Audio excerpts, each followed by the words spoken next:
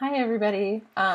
So for our leadership video, I wanted to do an actual video, but I did write down some points just because last time I ended up having to record it a few times because I kept forgetting what I was trying to say. So bear with me, but I did want to go ahead and talk about that. But again, I might be looking over a little bit every now and then just to look at my points here. So I think to address the first question, my personal definition of leadership.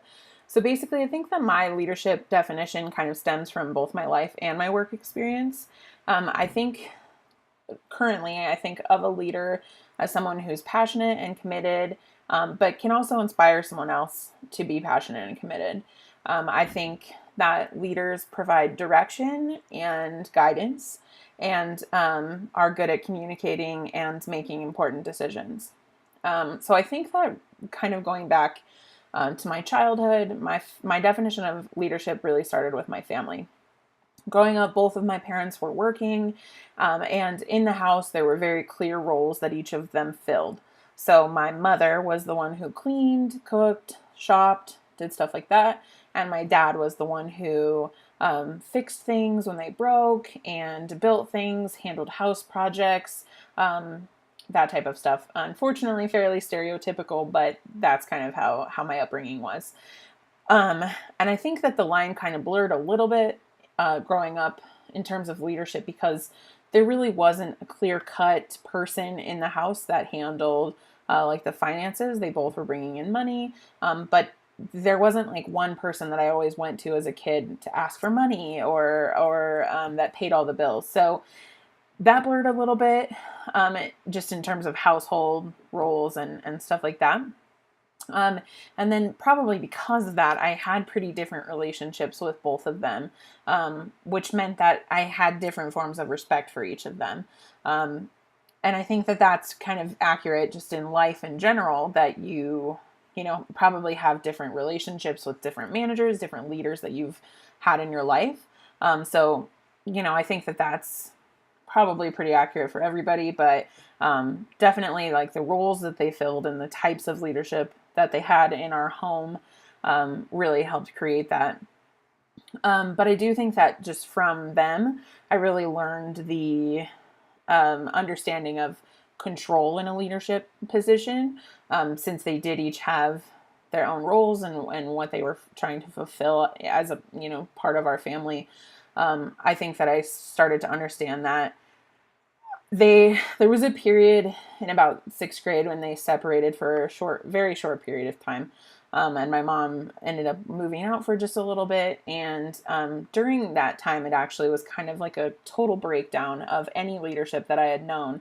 Um, I, of course, being a child, was upset. But at the same time, like, I started to try to fulfill the role that my mother had.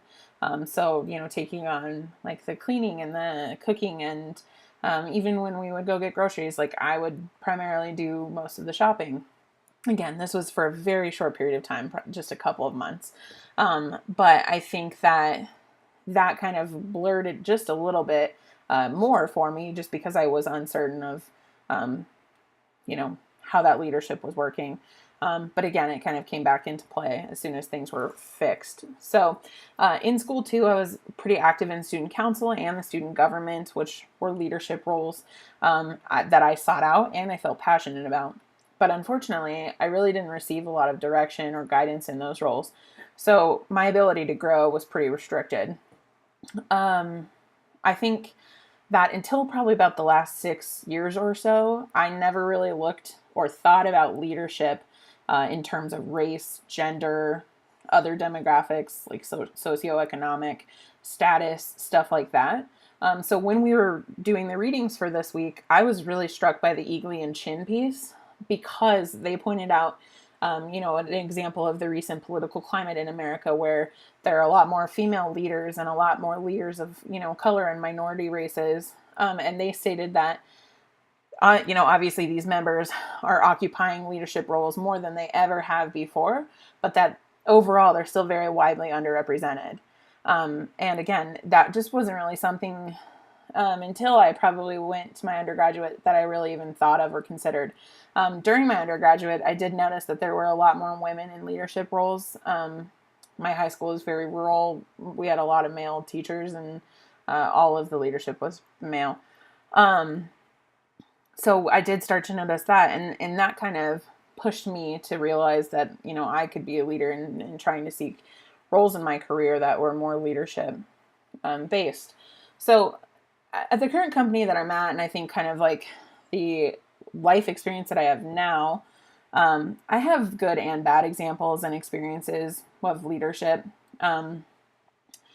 Probably, like 2015 at my company, so 3 years ago, one of my very close friends became my manager, and that was incredibly blurry, very gray, no black and white, and it was awkward. I was, we were great friends, we hung out, and then all of a sudden she was my manager, and I felt stuck and really awkward in the position. And honestly, it was very difficult to have respect for her as a leader because she just had been a manager, had never been a leader, and she had basically, for the 2.5 years that I was on her team, I got no career growth, no guidance. Anytime we had, one-on-one conversations, it was just us talking about our personal life. So I felt really stuck there and just really awkward about everything. And I think that was very difficult to get through.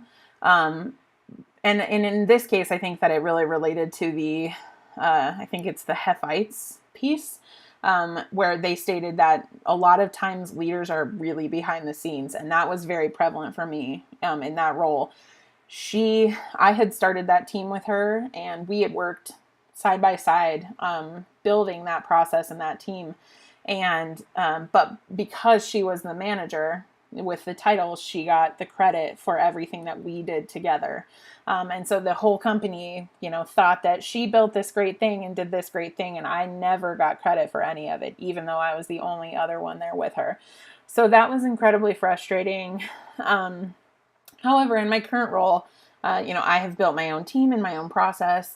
I do have a male director, but many of the directors and leaders in our company are female. So I have a lot more freedom. I am a manager now, so I have a lot more freedom to kind of do whatever I want.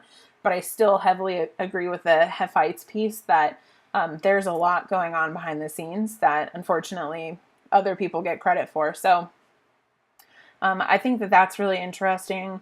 And so I think really just my overall, experiences from the past, but also just currently where I am, I think that I strongly agree that a good leader and good leadership comes from someone who can inspire other people to be good leaders also, or to be at least passionate and committed about what they're doing. The team that I'm building, I have a girl who I work with who is really dedicated to what she's doing. And it's so great to see how she's developed.